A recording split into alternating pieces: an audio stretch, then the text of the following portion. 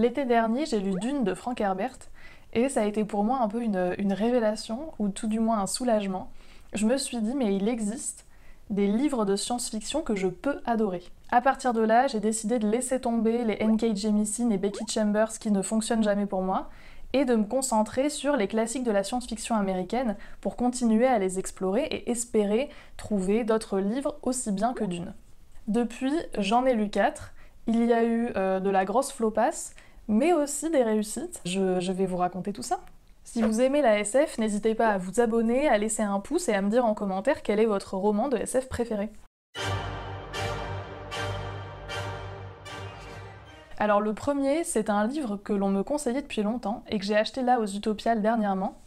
Il s'agit du Monde des Nonas, dont je vous épargne le nom de l'auteur, et qui a été publié en 1945.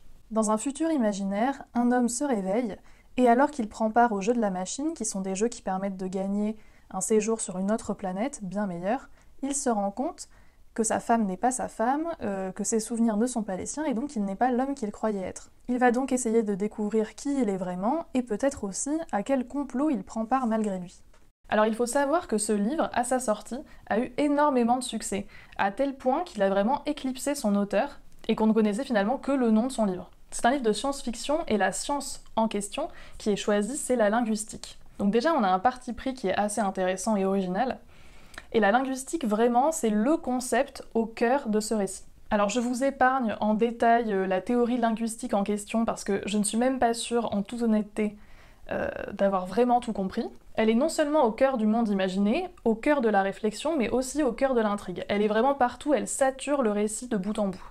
Là, en l'occurrence, c'était aussi contre-productif parce que le livre voulait que le lecteur soit absorbé, voulait que le lecteur soit pris dans l'intrigue, soit curieux, soit emporté par le mystère, par les rebondissements. Mais là, je pense vraiment que ça ne suffit pas. En fait, si on n'est pas sensible au concept et si on n'est pas intéressé par les enjeux autour de ce concept linguistique, mais c'est l'ennui. En fait, le problème de ce livre, c'est qu'il y a d'un côté l'opacité, la rigueur scientifique, le concept dense, et de l'autre côté, une intrigue qui se veut palpitante, mais qui est en réalité extrêmement stéréotypée. On a le scientifique fou, la femme potiche, et même dans ses rebondissements, c'est quand même très prévisible, et en ça, c'est assez daté. Et voilà, le mélange des deux n'était pas très heureux. Du coup, je suis un peu perplexe sur le fait que ça a été un énorme succès, parce que c'est tout sauf populaire ou fédérateur, c'est vraiment de niche hein, quand même.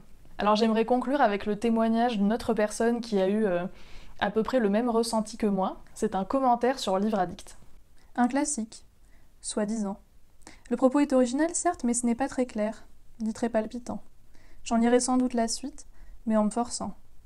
Très moyen. Voilà, le commentaire pas constructif et gratuit, c'est toujours un plaisir, et je suis curieuse de savoir si cette personne a lu ou non la suite.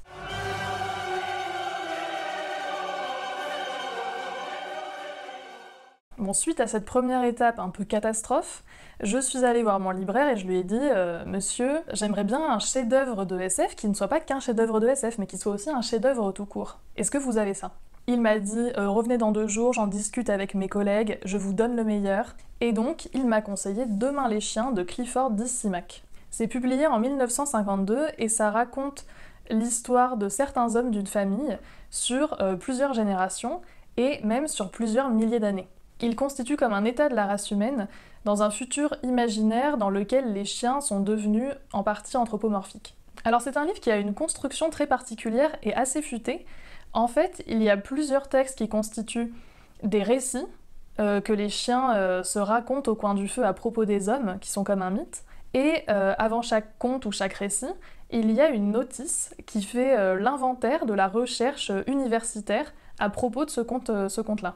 Recherche universitaire évidemment faite par des chiens, hein, vu que les chiens sont devenus l'espèce dominante sur Terre et que les hommes relèvent de la légende. Le débat de la recherche tourne autour de la question de la véracité de ces récits, qui, parce qu'ils relèvent de la légende, semble extraordinaire. Après, moi, ce qui m'a posé problème, c'est que la forme ne va pas au bout de son idée. On a une histoire qui se suit, en fait, si on met tous les contes bout à bout, c'est comme si ça faisait un roman avec des chapitres et des ellipses. Et en soi, ça ne colle pas avec les prétentions du livre et le concept qui est différents contes pris comme ça séparément.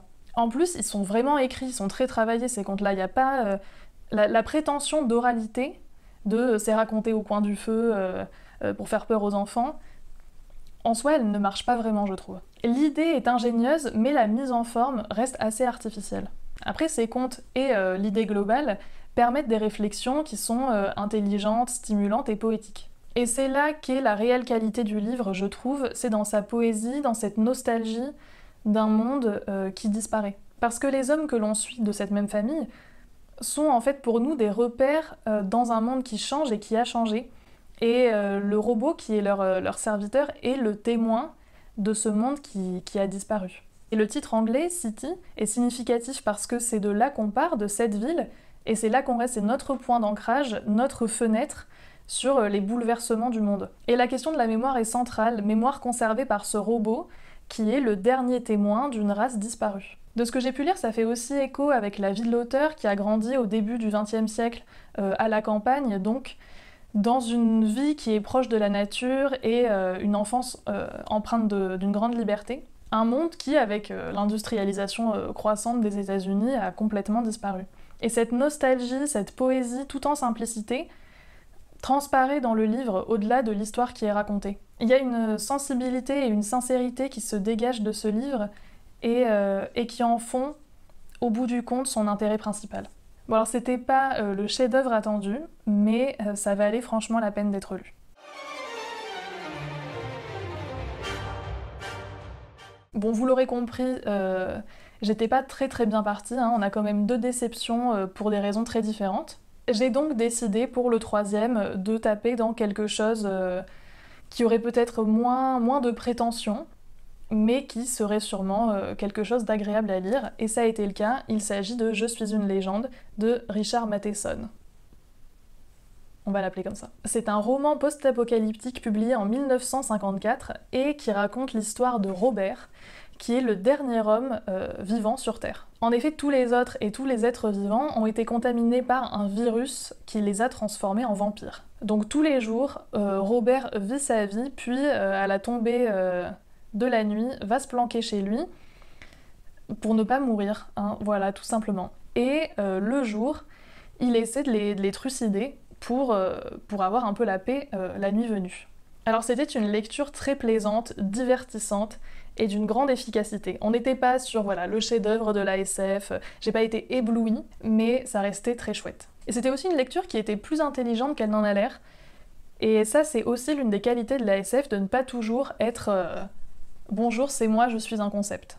Bon, avant tout, c'est un livre qui dépote. Moi, je l'ai lu en 2 jours, c'était frissonnant, c'était haletant, il y a un suspense croissant, la tension est palpable. À ce titre-là, c'est très réussi et absolument pas daté. En plus de ça, c'est une lecture qui est plutôt réaliste.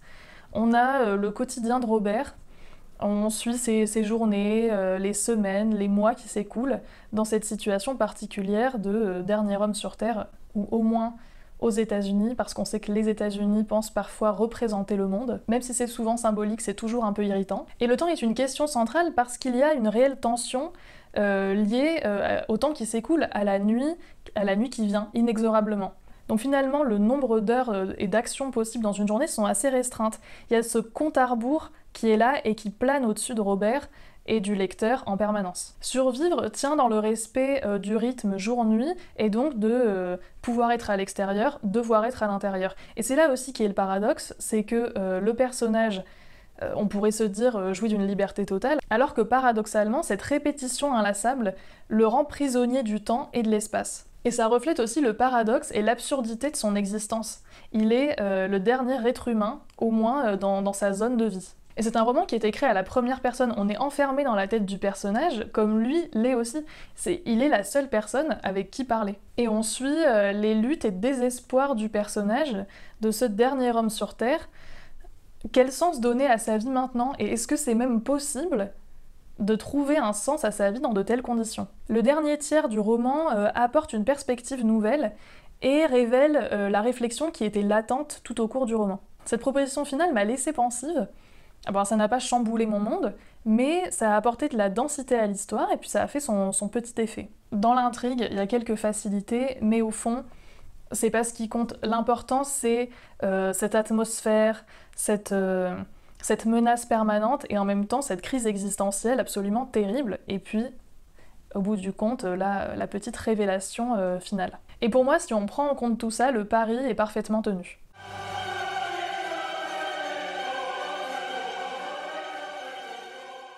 Bon, à un moment, je me suis dit, fini de jouer, on sort l'artillerie lourde, on sort Fondation d'Asimov. Alors c'est l'histoire d'un homme qui se rend compte via sa discipline, la psychohistoire, qui permet de modéliser l'avenir de l'humanité grâce aux statistiques et à l'étude des grandes tendances du passé, que l'empire pour lequel il travaille va s'effondrer. Il réalise via son étude que 2 scénarios se dessinent.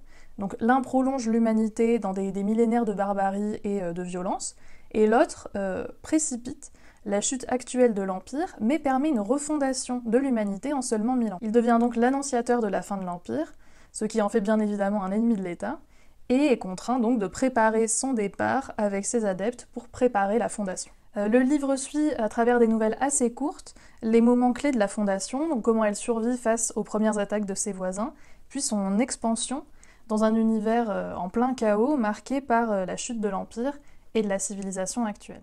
Chaque livre a un peu une aura, c'est-à-dire tous ces éléments qui l'entourent, la couverture, les petits bandeaux, la réputation qu'il a ou ce qu'on a pu nous en dire. Et tous ces éléments font qu'on se projette en fait sur le livre et qu'on s'imagine ce qu'il doit être, au fond, compte tenu de tout ça. Et pour moi, Fondation, ça se présentait comme la valeur sûre ultime. Le texte novateur, fondateur, riche, dense, complexe, vraiment un chef-d'œuvre à plusieurs niveaux. Et tout ça, c'est ce que sa réputation me laissait supposer, hein. C'est pas que moi qui fantasme. Et donc, j'avais un peu peur de me lancer, je me disais, ça a quand même l'air d'être quelque chose d'un peu costaud. Surtout après le traumatisme des Nona. Voilà, j'étais impressionnée d'avance. Et donc un jour, je me suis motivée et j'ai affronté ce pilier de la SF. Et là, mais je n'ai pas compris ce qui m'est arrivé. Je me suis retrouvée face à un livre dont je percevais très nettement le caractère novateur et brillant en termes d'imagination, mais littérairement, mais c'était une déception monumentale. En fait, Fondation, c'est gentillet. Je pensais me prendre la claque du siècle et je me retrouve face à un recueil de nouvelles sympathiques. Donc passé le premier choc, j'ai continué ma lecture. En tant que lecteur, il faut aussi savoir s'adapter. C'est pas parce qu'on s'attendait à quelque chose et que ça ne l'est pas qu'on peut pas reconfigurer son cerveau et bien vivre la suite. Or là, l'écart était tellement énorme que je n'ai même pas pu. J'ai abandonné genre au milieu. Je pense qu'on peut appeler ça un fiasco total. C'était l'échec du livre et l'échec de la lectrice. Et derrière le côté lecture mignonnette, on voit bien en quoi ça a pu marquer l'histoire de la littérature, au-delà de même la science-fiction. Et en fait, c'est aussi un peu ça le problème, c'est-à-dire qu'on baigne tellement dans son héritage, ça a été tellement important, ça a façonné notre imaginaire, et donc quand Asimov décrit 30 heures, moi je vois Coruscant, j'arrive pas à voir autre chose, j'arrive pas à être éblouie. Et ça, le livre n'y est pour rien. Le problème, c'est que, en parallèle de ça, le caractère littéraire du livre n'est pas à la hauteur. C'était une déception quelque part, je suis toujours un peu inconsolable.